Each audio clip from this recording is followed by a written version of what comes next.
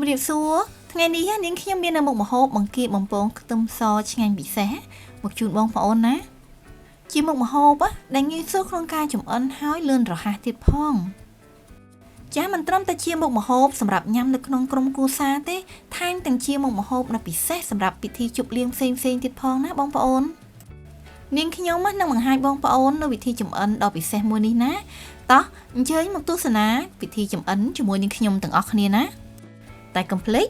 ជួយ like ជួយ share និងជួយ subscribe channel ឲ្យនាងខ្ញុំផងណាបងប្អូននឹងបានទស្សនានៅមុខម្ហូបថ្មីប្លែកឆ្ងាញ់របស់នាងខ្ញុំជារៀងរាល់ថ្ងៃណាសម្រាប់គ្រឿងផ្សំរបស់នាងខ្ញុំគឺនាងខ្ញុំមានបង្គាចំនួន1គីឡូក្រាមចាសម្រាប់គ្រឿងផ្សំផ្សេងទៀតមានដូចជាអំបិលខ្នុរស្ករសទឹកត្រីចាជាមួយនឹងទឹកស៊ីអ៊ីវចាប្រេងខ្យងជាមួយនឹងស្រាចិនណាបងប្អូនចាជាមួយនឹងម្សៅបំពងជាមួយនឹងខ្ទឹមសក៏បន្ថែមជាមួយនឹងពងមាន់ចំនួន1គ្រាប់ជាមួយនឹងម្ទេសម្លេចាបងប្អូនញ៉ាំហឹរបន្ថែមម្ទេសហឹរណាជាមួយនឹងស្លឹកខ្ទឹមណាបងប្អូន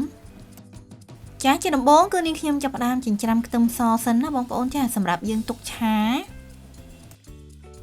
ចាឲ្យសម្រាប់មុខម្ហូបនេះដែរកុំភ្លេចណាបងប្អូនគឺយើងត្រូវប្រើខ្ទឹមសរៀងច្រើនណាព្រោះជាគ្រឿងផ្សំគោលនៅក្នុងមុខម្ហូបពិសេសមួយនេះណាចាបង្គាបំពងខ្ទឹមសនោះអីបងប្អូន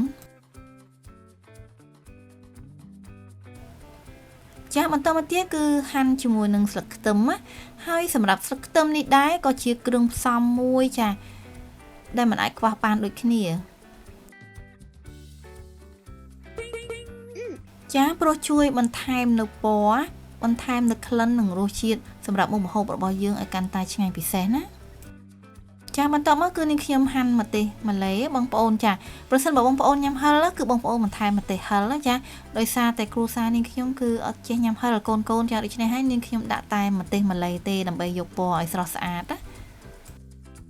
ចាអញ្ចឹងហើយគឺបងប្អូនណាកុំភ្លេចបន្ថែមម្ទេសហឹរគឺធ្វើឲ្យមុខម្ហូបរបស់យើងកាន់តែមានរសជាតិឆ្ងាញ់ណាចាឥឡូវនេះគឺនាងខ្ញុំចាប់ផ្ដើមសម្អាតបង្គាវិញម្ដងចាតើបង្គាផ្ដល់ប្រយោជន៍អ្វីខ្លះចំពោះសុខភាពរបស់យើងបងប្អូនចាគឺជួយកាត់បន្ថយហានិភ័យនៃជំងឺមហារីកកាត់បន្ថយហានិភ័យនៃជំងឺដាច់សរសៃឈាមខួរក្បាលណាចានិងជំងឺគាំងបេះដូងទៀតផងជាពិសេសគឺបង្គានឹងធ្វើឲ្យឆ្អឹងរបស់យើងនឹងគឺរឹងមាំចានិងមានសុខភាពល្អជួយបង្កើននៅមុខងារក្រពេញទីរ៉ូអ៊ីតបង្កើននៅបរិមាណកោសិកាគ្រាប់ឈាមក្រហមទៀតផងណាបងប្អូនចាហើយការទទួលទានបង្គាគឺជួយពង្រឹងដល់សុខភាពខួរក្បាលនិងបេះដូងចាដោយសារតែបង្គានេះគឺមាននៅអាហារូបត្ថម្ភនិងអូមេហ្គា 3 ដ៏ល្អសម្រាប់សុខភាពរបស់យើងណាចាបន្ទាប់ពីសម្អាតរួចហើយគឺយើងលាងទឹកឲ្យស្អាតណាបងប្អូនហើយយើងទុកមួយឡែកសិនឲ្យស្រស់ទឹកសិនណាបន្ទាប់មកគឺនាងខ្ញុំគោះពងមាន់ចំនួន1គ្រាប់នេះចាបន្ថែមជាមួយនឹងអំបិលខ្នុរចុងស្លាបព្រាបាយដើម្បីឲ្យមានជាតិបន្ថែមជាមួយនឹងម្សៅបំពងស្រួយចំនួន3ស្លាបព្រាបាយបងប្អូនបន្ទាប់មកគឺយើងច្របល់ឲ្យរលាយសព្វចូលគ្នាណាចា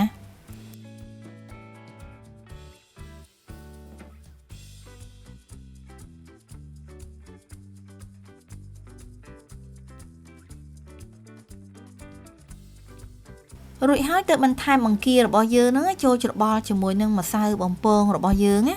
ចាហើយនៅពេលដែលច្របល់នោះគឺយើងត្រូវច្របល់តិចតិចបងប្អូនថ្នមដើម្បីកុំឲ្យដាច់ក្បាលបង្គា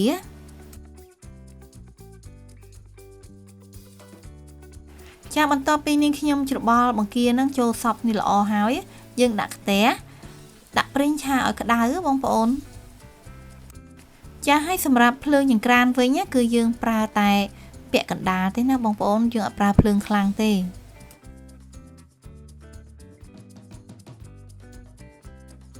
បន្ទាប់ពីប្រេងឆារបស់យើងក្តៅល្អហើយគឺនាងខ្ញុំដាក់បង្គារបស់យើងហ្នឹងគឺចូលបំពងចា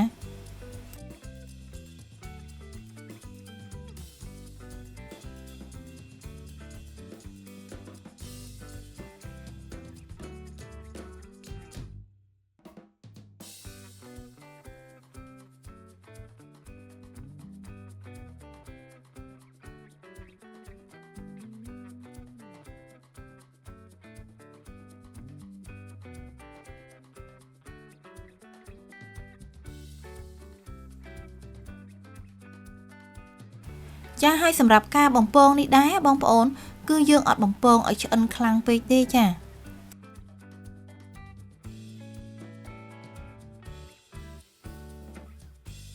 ចាឥឡូវនេះគឺបង្គារបស់យើងឆ្អិនហើយអញ្ចឹងនាងខ្ញុំស្រង់បង្គារបស់យើងនេះទុកមួយឡែកសិនណាបងប្អូន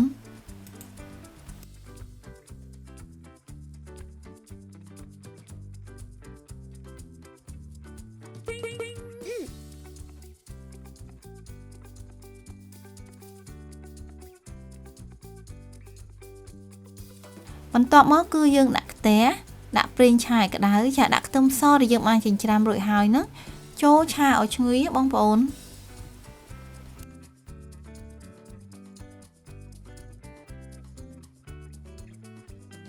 ចាហើយសម្រាប់មុខម្ហូបនេះគឺយើងត្រូវប្រើខ្ទឹមសច្រើនចា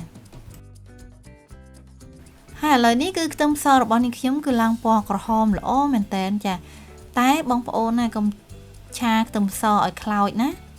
ចារួចហើយគឺយើងបិទភ្លើងយើងដួសខ្ទឹមសមួយភាគធំចេញណាបងប្អូនចាទុកតែបន្តិចនៅក្នុងខ្ទះណា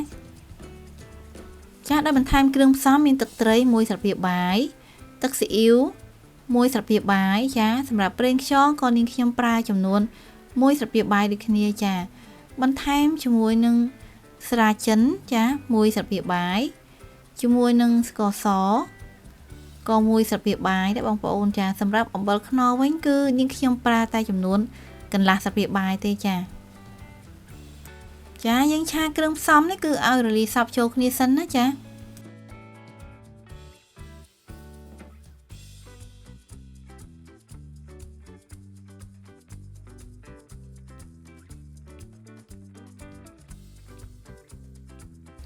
បន្ទាប់ពីគ្រឿងរបស់យើងឆាសព្វចូលគ្នាល្អហើយគឺនាងខ្ញុំបន្ថែមជាមួយនឹង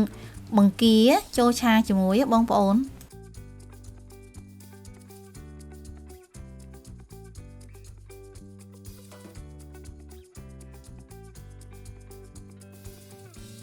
នៅពេលដែលយើងឆាសព្វចូលគ្នាជាមួយគ្រឿងផ្សំហើយបន្ថែមជាមួយនឹង